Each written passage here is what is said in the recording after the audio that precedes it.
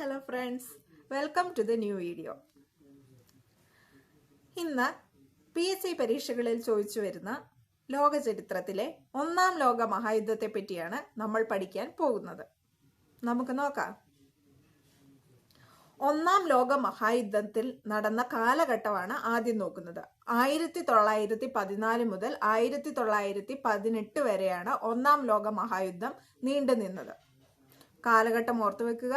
1914 തൊട്ട് 1918 വരെ.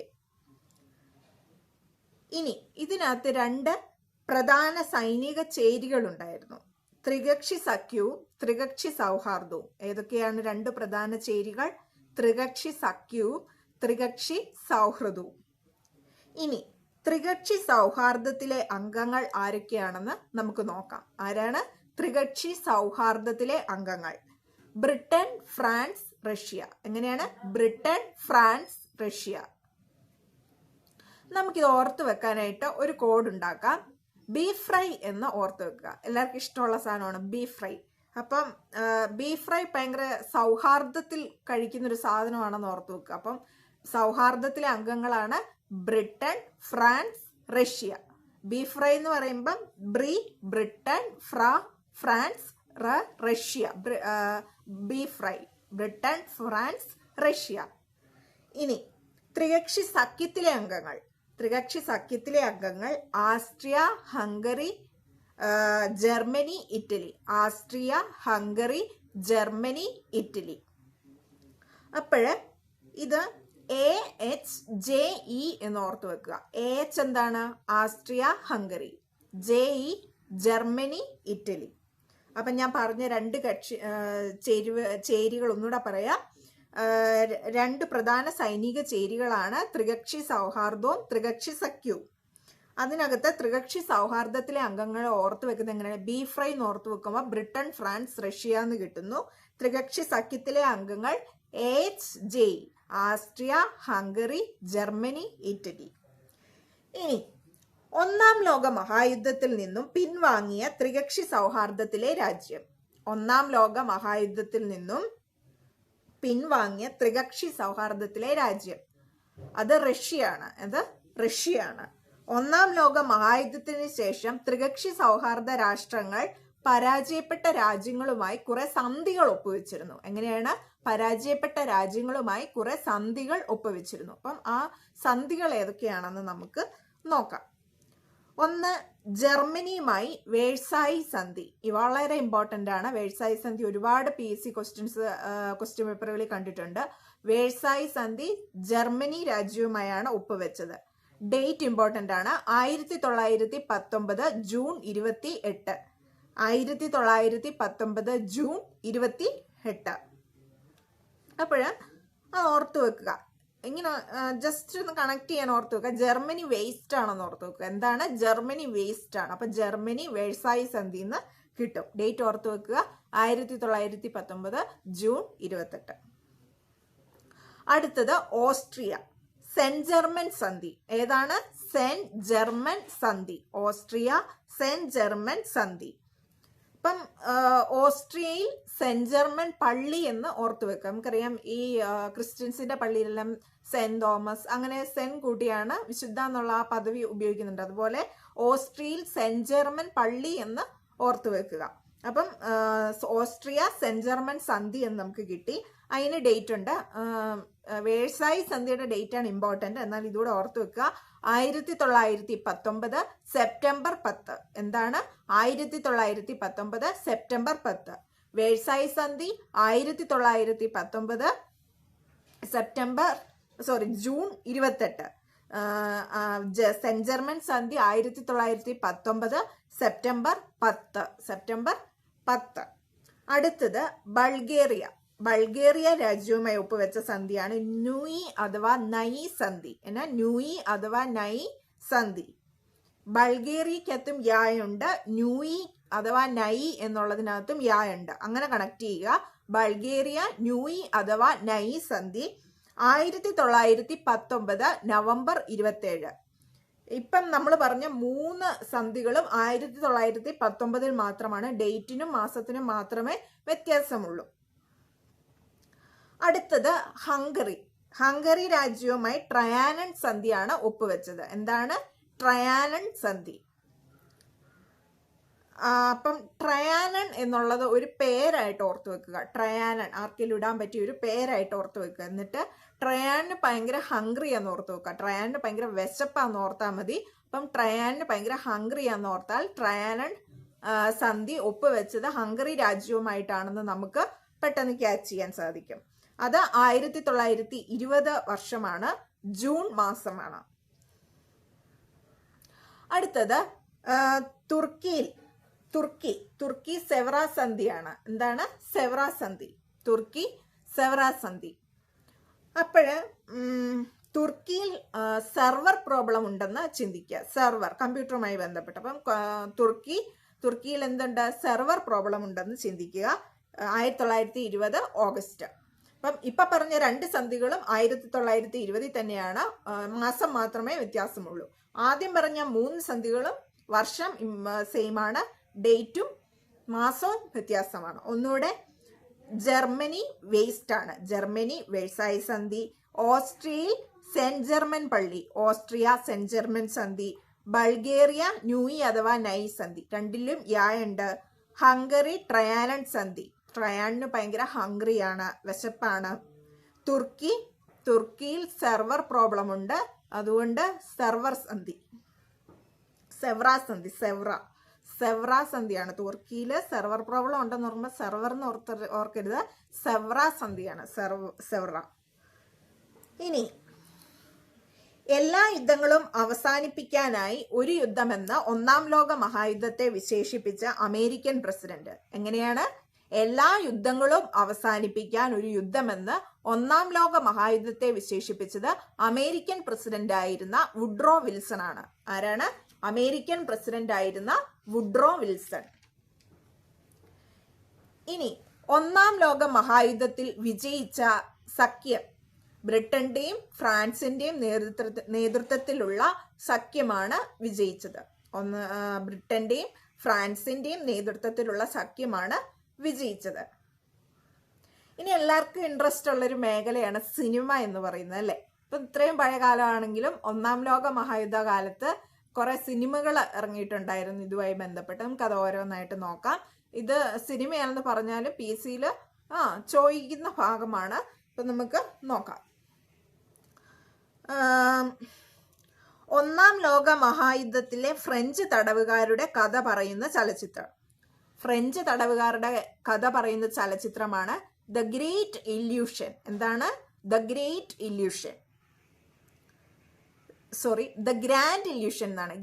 Grand മാറിപ്പോരുത്. The grand illusion എന്നാണ്. സംവിധായകൻ ഴാങ് റെന്വ. ഇനി 1-ാം ലോക മഹായുദ്ധത്തിന്റെ ദൃശ്യാവിഷ്കാരങ്ങളായ ചിത്രങ്ങൾ. 1 all quiet on the western front. ഇതിന്റെ സംവിധായകൻ ലെവിസ് മൈൻസ്റ്റോൺ ആണ്. ഇതിന്റെ സംവിധായകൻ ആരാണ്? ലെവിസ് മൈൻസ്റ്റോൺ ആണ്. അപ്പോഴ് വെസ്റ്റേൺ ഗാർഡ്സ്, ഈ പശ്ചിമഘട്ടം ഇല്ലേ, അത് ഓർത്താ മതി. വെസ്റ്റേൺ എന്ന് ഓർക്കുക, എന്നിട്ട് സ്റ്റോൺ എന്ന് ഓർക്കുക. പശ്ചിമഘട്ടത്തിൽ ഈ പാറയും കല്ലും ഒക്കെയാണെന്ന് ഓർത്താൽ മതി. അപ്പം എന്താണ്? വെസ്റ്റേൺ സ്റ്റോൺ എന്നോർത്ത് വെച്ചാൽ നമുക്ക് all quiet on the western front സംവിധാനം ചെയ്തത് ലെവിസ് മൈൻസ്റ്റോൺ എന്ന് കിട്ടും. അപ്പൊ വെസ്റ്റേൺ സ്റ്റോണിന് കണക്ട് ചെയ്യുക. അടുത്തത് പാത്ത് ഓഫ് ഗ്ലോറി. എന്താണ്? Path of glory directed by Stanley Kubrick. അപ്പം ഈ ഗ്ലോറി എന്നൊക്കെ പറയുമ്പോഴത്തേക്കും മഹത്വം എന്നാണ് അർത്ഥം. അപ്പം ഈ കുബ്രിക്കും ഗ്ലോറിയായിട്ട് എങ്ങനെ കണക്ട് ചെയ്യാം? കുബ്രിക്കിനെ കുർബാന എന്ന് ഓർക്കാം. നമുക്ക് എന്താണ്, ക്രിസ്ത്യൻസിന് കുർബാന, പള്ളിയിൽ കുർബാന നടക്കുമല്ലോ. അപ്പൊ ഈ കുർബാനയും കുബ്രിക്കുമായിട്ട് കണക്ട് ചെയ്ത് ഗ്ലോറി കുർബാന എന്ന് ഓർക്കുക. ഗ്ലോറി കുർബാന. അപ്പം മഹത്തമായ കുർബാനയാണ്. അപ്പം ഗ്ലോറി കുബ്രിക്ക് എന്ന് കിട്ടണം. എന്താണ്? ഗ്ലോറി കുർബാന ഗ്ലോറി കുബ്രിക്ക് എന്ന് കിട്ടണം. അപ്പം path of glory directed by Stanley Kubrick. ഇനി ഒന്നാം ലോക മഹായുദ്ധത്തിൽ വിജയിച്ച ബ്രിട്ടന്റെയും ഫ്രാൻസിന്റെയും നേതൃത്വത്തിലുള്ള സഖ്യം ജർമ്മനിയുമായി ഒപ്പുവെച്ച സന്ധി. അത് ഞാൻ ഇമ്പോർട്ടന്റ് എന്ന് പറഞ്ഞിരുന്നു. വേഴ്സായി സന്ധി 1919 ജൂൺ 28. ഒന്നാം ലോക മഹായുദ്ധാനന്തരം ചില യൂറോപ്യൻ രാജ്യങ്ങളിൽ അധികാരത്തിൽ വന്ന സ്വേച്ഛാധിപത്യ ഭരണത്തെക്കുറിച്ച് പ്രതിപാദിക്കുന്ന ചാർലി ചാപ്ലിന്റെ സിനിമ. ചാർലി ചാപ്ലിന്റെ സിനിമയാണ് ദ ഗ്രേറ്റ് ഡിക്റ്റേറ്റർ. ഏതാണ്? The great dictator. ഇപ്പം സ്വേച്ഛാധിപത്യ ഭരണത്തെക്കുറിച്ച് പ്രതിപാദിക്കുന്ന ഒന്നാം ലോക മഹായുദ്ധ അനന്തരം ചില യൂറോപ്യൻ രാജ്യങ്ങളിൽ അധികാരത്തിൽ വന്ന സ്വേച്ഛാധിപത്യ ഭരണത്തെക്കുറിച്ച് പ്രതിപാദിക്കുന്ന ചാർലി ചാപ്ലിന്റെ ആ സിനിമയുടെ പേരാണ് ദ ഗ്രേറ്റ് ഡിക്റ്റേറ്റർ. ചോദിക്കും, ചാർലി ചാപ്ലിന്റെ ആ സിനിമ ഉറപ്പായും ചോദിക്കും, ദ ഗ്രേറ്റ് ഡിക്റ്റേറ്റർ. അടുത്തത്, നമ്മുടെ ഈ ഒന്നാം ലോക മഹായുദ്ധത്തെ തുടർന്നുണ്ടായ രാഷ്ട്രീയ സാമ്പത്തിക അനിശ്ചിതത്വത്തെ ചൂഷണം ചെയ്ത് അംഗീകാരം നേടിയ 2 ആശയങ്ങളുണ്ട്.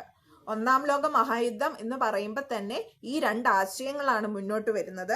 ഒന്ന് ഫാസിസം, 2 നാസിസം. എന്താണ്? ഫാസിസവും നാസിസവും. ഇനി ഫാസിസം എവിടെയാണ്? ഇറ്റലി. നാസിസോ ജർമ്മനി. ഇനി ഇത് ഫാസിസം ആരുടെ നേതൃത്വത്തിലുള്ളതാണ്? മുസോളിനി. നാസിസം ഹിറ്റ്ലറിന്റെ നേതൃത്വത്തിലുള്ളതാണ്. അപ്പം ഫാസിസം ഓർത്തും വെക്കാൻ ഇത് മൂന്നും കണക്ട് ചെയ്യാൻ, ഫാസിസം, മുസോളിനി, ഇറ്റലി, ഇത് മാറിപ്പോവാതെ കണക്ട് ചെയ്യാൻ നമുക്കൊരു വാക്ക് ഓർത്ത് വെച്ചാൽ മതി. മർഫി എന്ന് ഓർത്ത് വെക്കുക. മർഫി, അതായത് ഒരു സ്വീറ്റ് ആണല്ലോ മർഫി, നമുക്ക് കഴിക്കാൻ പറ്റുന്ന ഒരു സ്വീറ്റ് മർഫി എന്ന് പറയുന്നത്. അപ്പോഴത്തേക്ക് എം മുസോളിനി, എഫ് എന്താണ്? ഫാസിസം, FI എന്നുള്ളത് ഇറ്റലിയിൽ നിന്നും കിട്ടും. അപ്പം മർഫി എന്ന കോഡിലൂടെ മുസോളിനി ഫാസിസം ഇറ്റലി എന്ന് കിട്ടുന്നു. അടുത്തത് നാസിസം. ഹിറ്റ്ലറുടെ നേതൃത്വത്തിലാണ്, ജർമ്മനിയിലാണ്. അപ്പൊ ഇതെങ്ങനെ കണക്ട് ചെയ്യാം? ജർമ്മനിയിൽ നോ ഹിറ്റ് എന്ന് കണക്ട് ചെയ്യാം. എങ്ങനെയാണ്? ജർമ്മനിയിൽ നോ ഹിറ്റ്. ഹിറ്റ് എന്താണ്? പാറ്റയെ കൊല്ലുന്ന സാധനം. അപ്പൊ ജർമ്മനിയിൽ ഹിറ്റ് ബാൻ ചെയ്തേക്കാണ്, നിരോധിച്ചേക്കാണ്. നോ, അവിടെ ജർമ്മനിയിൽ ഹിറ്റ് പാടില്ല എന്ന് ഓർത്തു വെക്കുക. അപ്പം ഹിറ്റ്ലർ, നാസിസം, ജർമ്മനി എന്ന് നമുക്ക് വേഗം ഓർത്തെടുക്കാനായിട്ട് സാധിക്കും. അടുത്തത് ഫാസിസം എന്ന വാക്കിന്റെ അർത്ഥം. ഫാസിസം എന്ന വാക്കിന്റെ അർത്ഥം, ഈ ഫാസിസം ഒരു ലാറ്റിൻ വേർഡാണ് കേട്ടോ. അതിന്റെ അർത്ഥം ഒരു കെട്ട് ദണ്ടും അതിനു മുകളിൽ ഒരു മുഴവും. എന്താണ്? ഒരു കെട്ട് ദണ്ടും അതിനു മുകളിൽ ഒരു മുഴവും.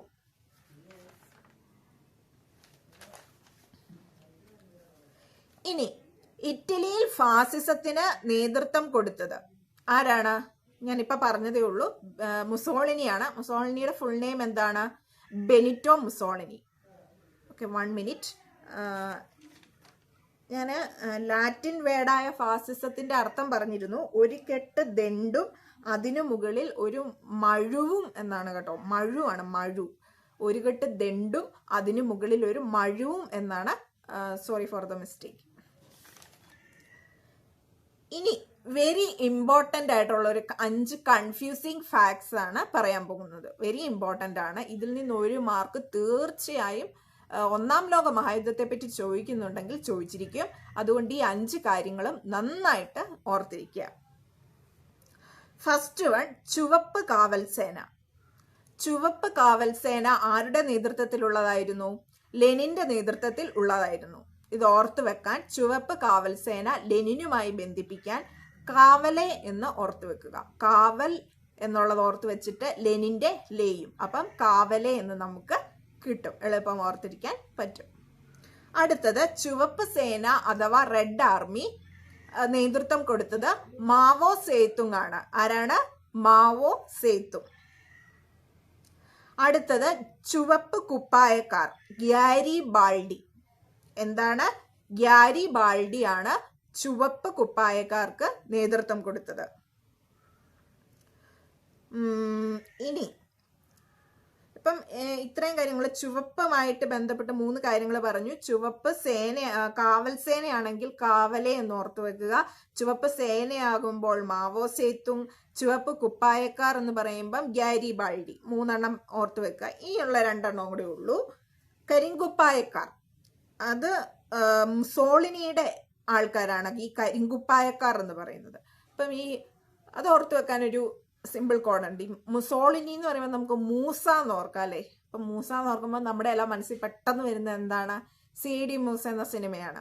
അതിനകത്ത് ദിലീപ് ഓവർകോട്ടൊക്കെ ഇട്ടിട്ട് CID മൂസ എന്ന് പറയുന്നൊരു പാട്ടൊക്കെ ഉണ്ട്.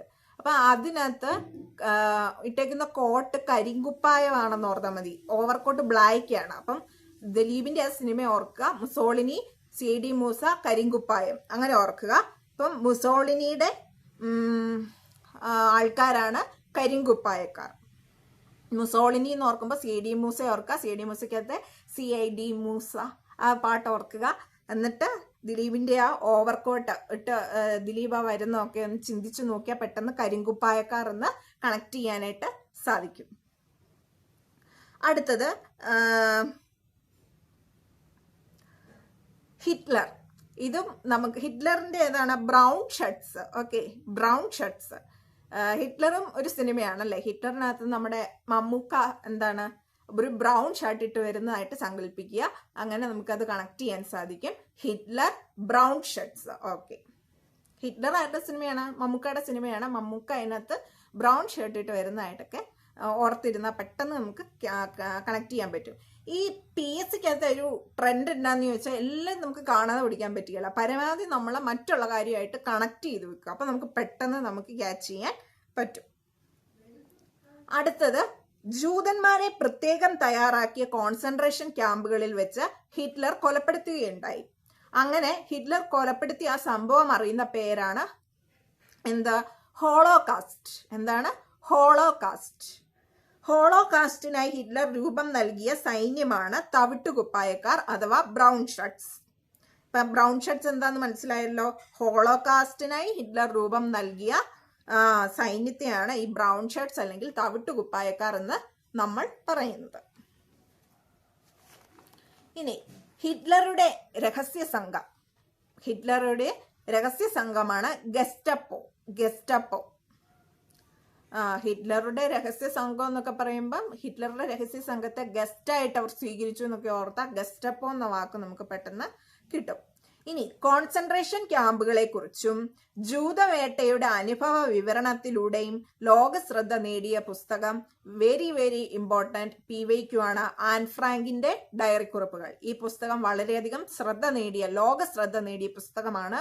കോൺസെൻട്രേഷൻ ക്യാമ്പുകളെ കുറിച്ചും ജൂതവേട്ടയുടെ തീവ്രമായ അനുഭവ വിവരണത്തിലൂടെയും ലോക ശ്രദ്ധ നേടിയൊരു പുസ്തകമാണ് ആൻ ഫ്രാങ്കിന്റെ ഡയറി കുറിപ്പുകൾ.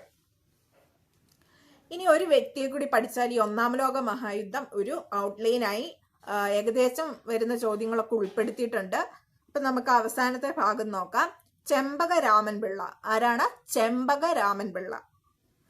ജർമ്മനിയിൽ ദേശീയ കക്ഷിയിൽ അംഗത്വം ഉണ്ടായിരുന്ന ഏക വിദേശീയൻ. ജർമ്മനിയിൽ ദേശീയ കക്ഷിയിൽ അംഗത്വം ഉണ്ടായിരുന്ന ഏക വിദേശീയനാണ് ചെമ്പക രാമൻപിള്ള.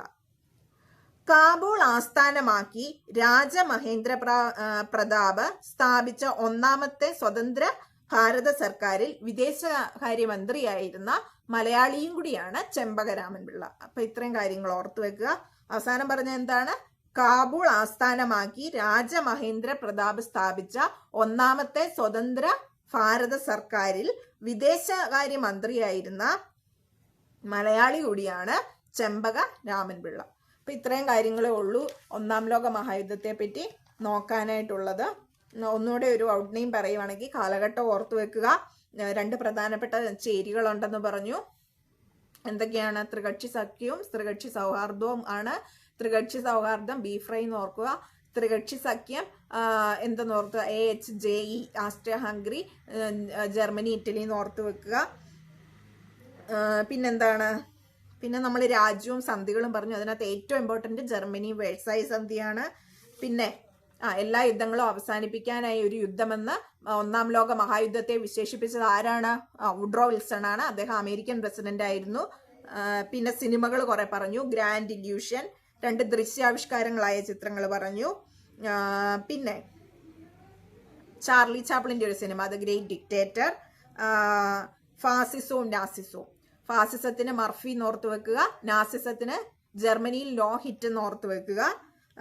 പിന്നെ 5 ഇമ്പോർട്ടൻ്റ് ആയിട്ടുള്ള കൺഫ്യൂസിങ് ഫാക്ട്സ് ഉണ്ട്. ഒരു മാർക്ക് ഉറപ്പുള്ളതെന്ന് ഞാൻ പറഞ്ഞു.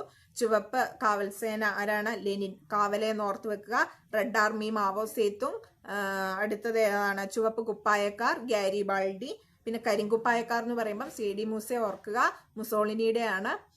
കരിങ്കുപ്പായിട്ട് ദിലീപ് വരുന്നൊക്കെ ആയിട്ട് ഓർക്കുക. ഹിറ്റ്ലർ എന്ന് പറയുമ്പോൾ മമ്മൂട്ടിയെ ഓർക്കുക.